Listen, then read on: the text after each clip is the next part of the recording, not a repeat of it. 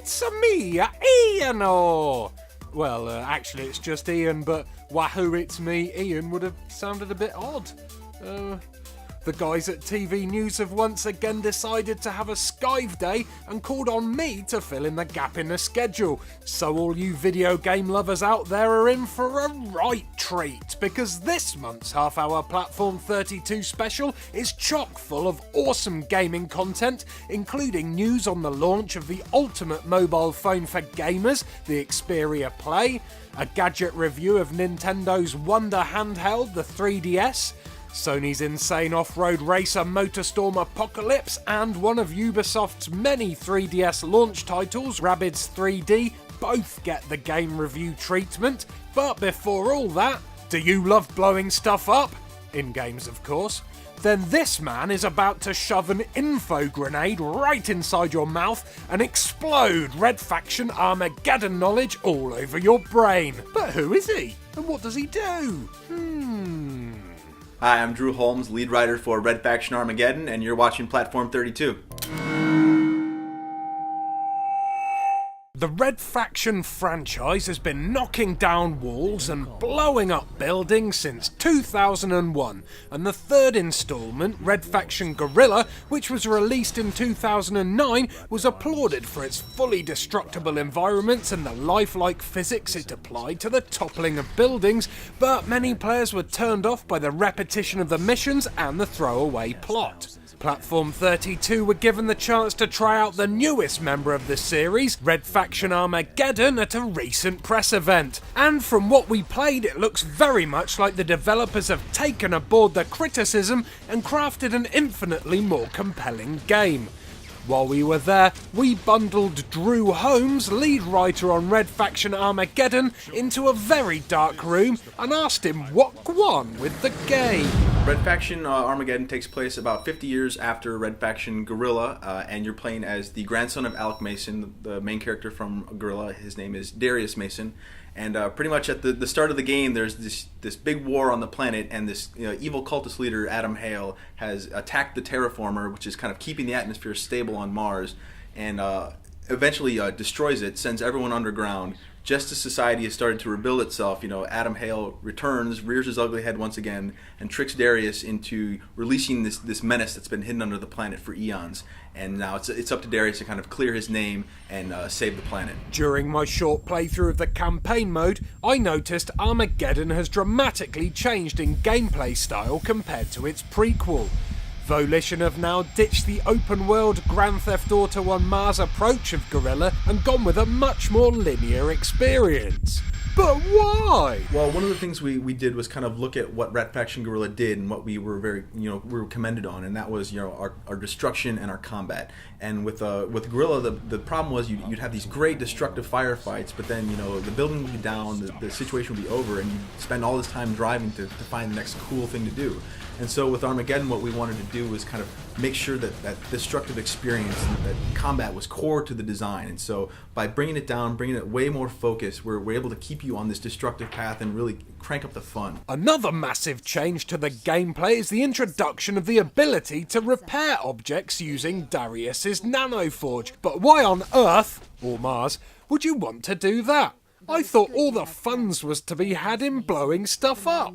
How will this added ability affect the gameplay? It affects it greatly in a lot of ways that are positive for design. I mean, with Guerrilla, we didn't have that ability to repair things, and so you'd run into scenarios where you might want to have this really cool combat on top of a building, but if the stairs are gone, you're not going to be able to repair it, you're not going to be able to get up there, you're not going to be able to experience that stuff. And so with Armageddon, we said, you know what, we never want destruction to be a hindrance. We always want you to go and find the coolest things to destroy, the coolest things to bring down, and by adding repair into this, we're allowed to build a whole level full of catwalks you can run across and blow stuff up and repair them, because you're never going to be stuck.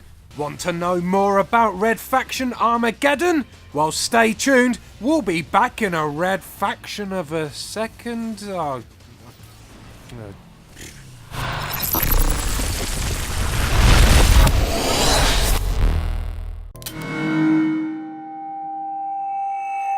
On Thursday the 31st of March, Sony Ericsson finally launched the world's first PlayStation certified handset, the eagerly anticipated Sony Ericsson Xperia Play. Platform32 were invited along to the launch to check out the smartphone and soak up the atmosphere at the surreal Shanghai-themed VIP party at the old sorting office in New Oxford Street, London. This abandoned warehouse was decorated in an awesome cyberpunky Blade Runner style, and attendees got to play on the device and eat a free box of chicken or vegetable noodles in amongst the burnt out shells of bullet-ridden cars, old TVs, and even the cockpit of an old army chopper.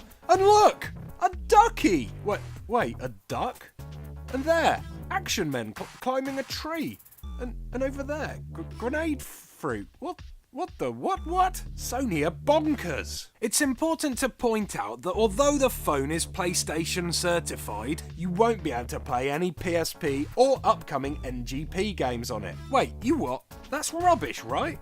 Well, no, not really. You see, the Xperia Play runs on Google's Android operating system, so it will have access to the entire Android marketplace and also an Xperia Play specific marketplace. This means you will not only be able to download and play classic PlayStation games and Xperia Play exclusives, but also the whole catalogue of existing Android games which are already available, like Star Battalion, Modern Combat Black Pegasus, and even Angry Birds.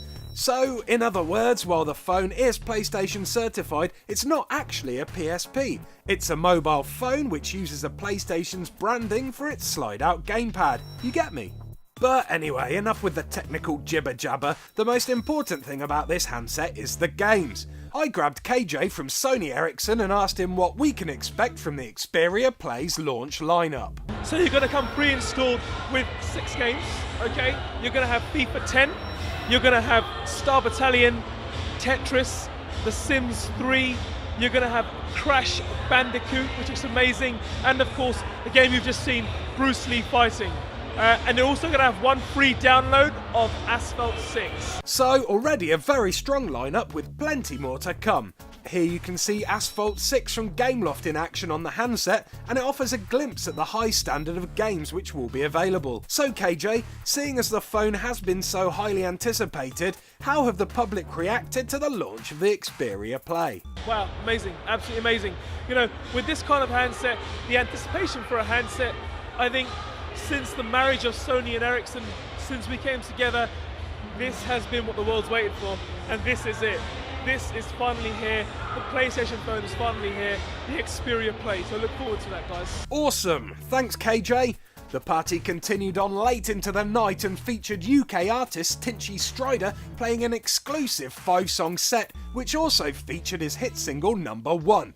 Sadly, I couldn't stick around to watch though. I had to leave at 9 o'clock because my mum doesn't like me out of the house after 10 PM. Weak. It's true, and my train home was delayed, so I didn't get in until gone 11. Ooh, I got a right knackering, I tell thee. Still, having Motorstorm Apocalypse and a 3DS to play on when I got back cheered me up a bit, and you can find out what I thought about them right now! Nah, only joking. It's a break first. Sorry!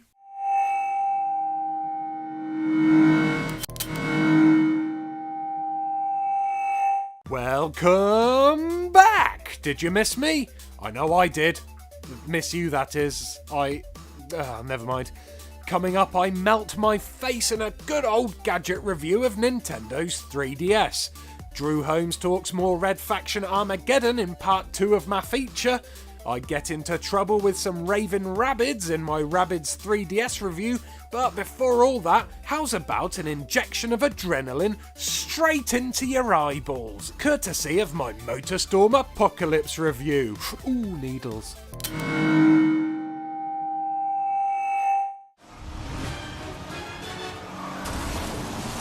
Kablamo! If I was to describe my first go on Motorstorm Apocalypse in one word, it would be wow. If I was to describe it in 6 words, it would be wow, wow, wow. Oh, I crashed.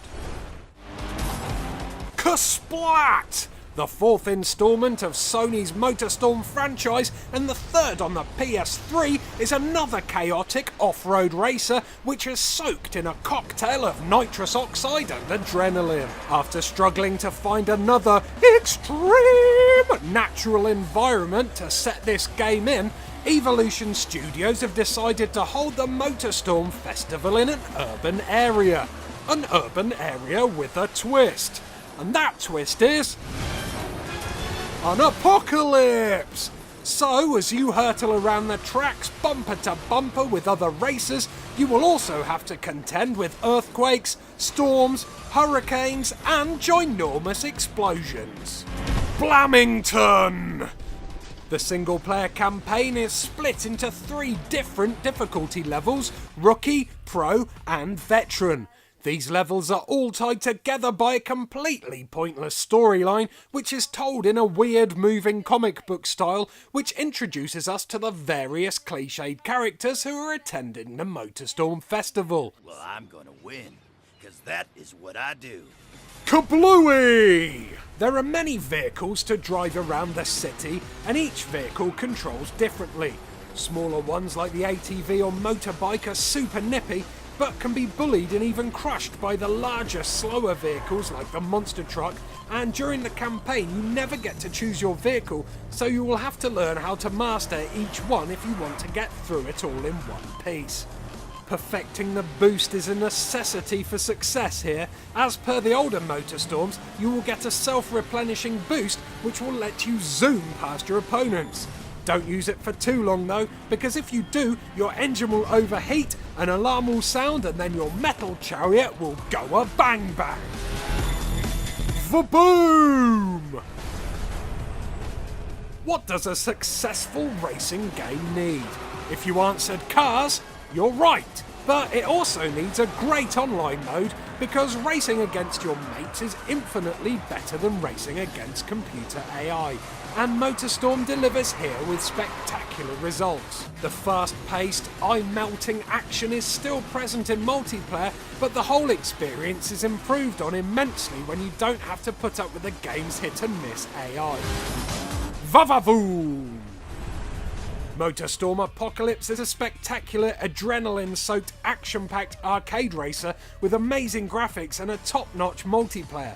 And for quick bursts of gaming, you'd be hard-pressed to beat Motorstorm Apocalypse. But for those of you looking for a racer with a bit of depth and some actual proper racing, it's probably best to look elsewhere.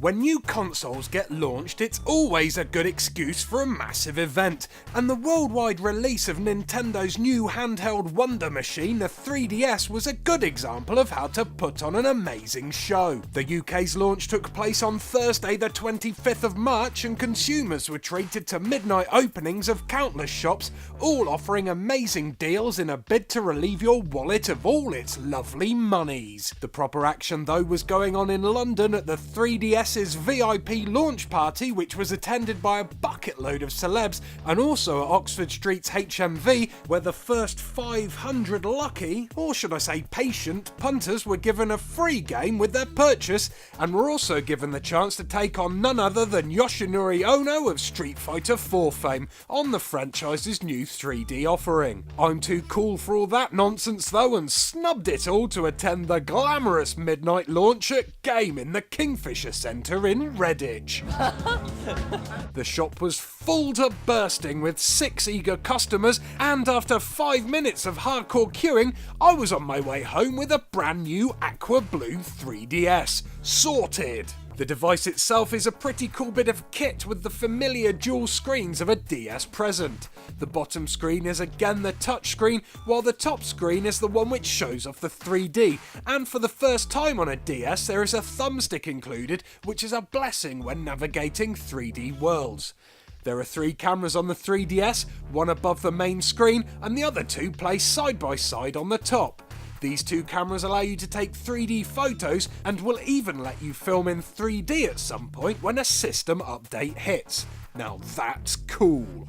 Also adding wow factor are the included augmented reality games which use special AR cards to transform your home into fantasy battlegrounds where dragons burst out of your tables, or photos of your friends turn into 3D bad guys and fly around your room while you shoot at them like some sort of twisted FPS game. My favourite feature so far though is Street Pass, which I'm slightly addicted to. By turning Street Pass on and leaving your 3DS in sleep mode while it's in your pocket, you can collect other 3DS owners' Miis as you walk around, and can then use them in special mini-games like Street Pass Quest, which is a mini RPG game. I've found that if you head to any kind of gaming store, you are always guaranteed a Street Pass hit, but I've also collected Miis in loads of locations now, including one on the London Underground. There's even a cool little Easter egg involving the built-in mic. Just blow on the 3DS and watch the icons spin faster on the screen.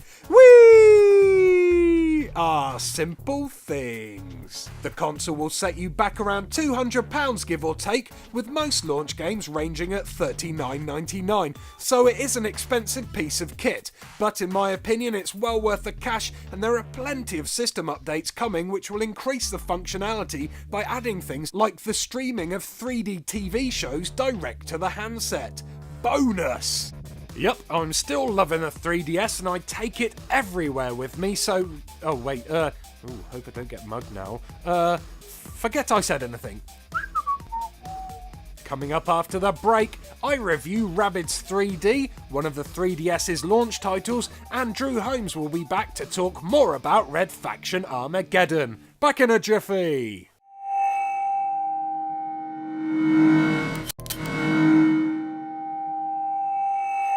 Well, hello! Glad to see you stuck around. It's the final part of the show now, but don't be sad because it's still full of excellentness, awesomosity, and loads of other made-up describing words that I can't be bothered to think of. In the final part of my Red Faction feature, Drew Holmes talks about knocking down buildings with animals. Seriously, he totally does.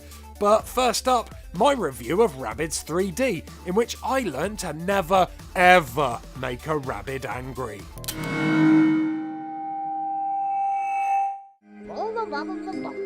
Oi, rabbit, clear off! I hate those annoying little freak shows. There's always trouble when they're around.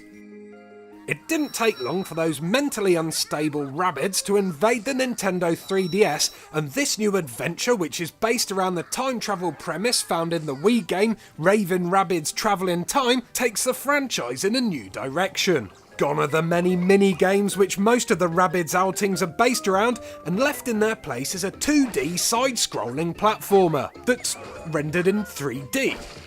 So it's a 3D 2D game? Or is it a 2D game with added 3D? Who knows?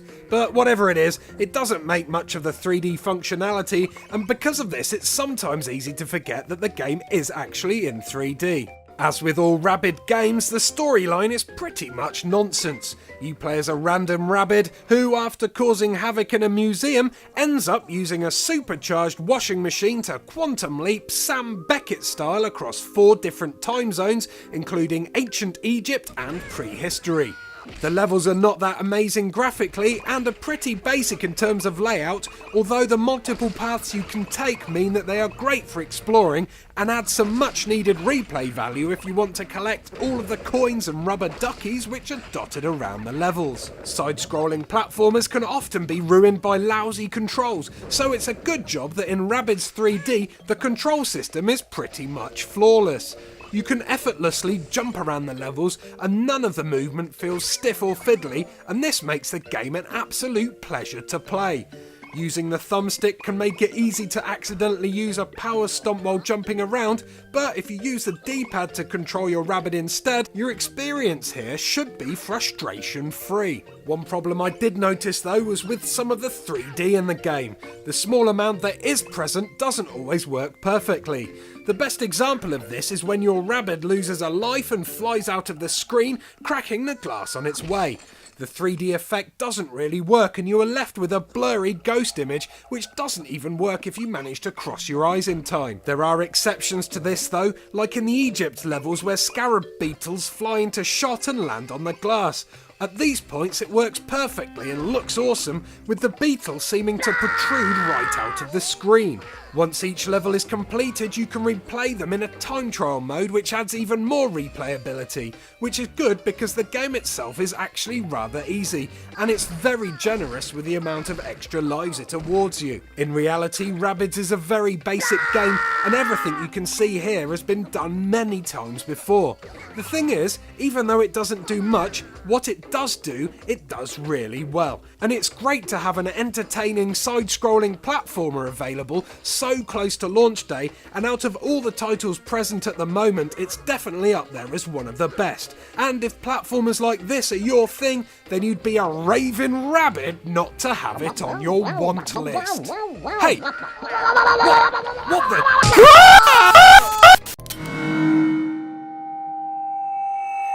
That's right folks, it's part 2 of Platform32's Red Faction Armageddon feature. Ruin mode was also playable at the event and is similar to the Wrecking Crew mode in Guerrilla. After choosing your weapons from the large selection available, you're given a time limit to cause as much damage as possible on a small Ruin mode map. You need to build up point multipliers by destroying buildings as quickly as possible in order to rack up the big scores needed to get a high leaderboard position, and it's actually really addictive stuff. I spent a good hour on it working out the perfect strategy and best weapons for bringing down the buildings. Talking about the weapons, there are a few new ones this time around. Can you let us know what they are, Drew? We've got a lot of cool new weapons that we built, specifically for Armageddon, things that really kind of show off our destruction engine in a way that you're not going to see anywhere else. We've got, our plasma beam, which shoots out this, beam of fire that, basically cuts through a building like a hot knife through butter, just slicing things left and right. We've also got our plasma cannon, which shoots this giant ball of plasma that'll just go tumbling through buildings, causing massive destruction everywhere. And really, what really shines is our signature weapon, the magnet gun. It's pretty simple. You shoot one target and it'll tag onto a destructive object or an enemy or what have you, and you shoot a second projectile, and then that first projectile will get flung at high speed towards. So you basically all of a sudden, a wall is not just a wall. A wall is now ammunition for you to kind of achieve your goal. The magnet gun was tricky to use at first, but once I got the hang of it, hilarity ensued. Squashing aliens between walls and shooting containers so they fly from one side of the cavern to the other, taking out baddies as they go, is just plain awesome, and it's a totally unique weapon. The only thing I could compare it to would be Just Cause 2's grappling hook, but that only tethered people together. It never let you slam a whole building into a bad guy's face, so basically, magnet gun wins. Talking of unique weapons though, Red Faction Guerrilla had the most unique weapon of any game ever. The Ostrich Hammer, which was an unlockable weapon in the multiplayer mode. Will the Ostrich Hammer be making a welcome return in Red Faction Armageddon? We have something new and special just for Armageddon. So yeah, we've gotten a lot of feedback. People really like the Ostrich Hammer. So we've got something new. We'll be unveiling eventually. Yeah. Okay, Drew. But if you had the chance to choose any animal in the world to knock down a building with, what would it be? Me? I'd take a nice big swing with a blue whale. Whammo! Job done. The whale's a little too unwieldy, I think we really nailed it in terms of animal-based destruction. The ostrich is the way to go. So there you have it. If you want to bring down a building with a mammal, the best one to use by far would be an ostrich. With the new linear direction that the campaign mode is taking, really helping to keep the action and story moving along at a fast pace, it looks like Armageddon is going to be a much more immersive and fluid experience than Guerrilla. Plus, with the added bonus of the super addictive Ruin mode and a couple of as yet unannounced modes, there will be plenty here to keep everyone entertained. In fact, I'm not afraid to say that I'm looking forward to it so much, Armageddon myself a copy as soon as the game gets released this June. Oh man, I really forced that one in there.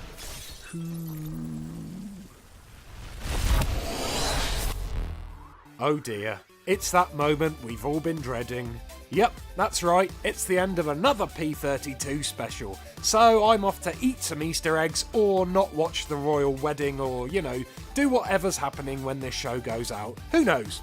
Stick around though, because as soon as you stop hearing my mouth sounds, one of the TV news presenters will be here with details on how you can win a big pile of awesome stuff. So stay seated, my friends.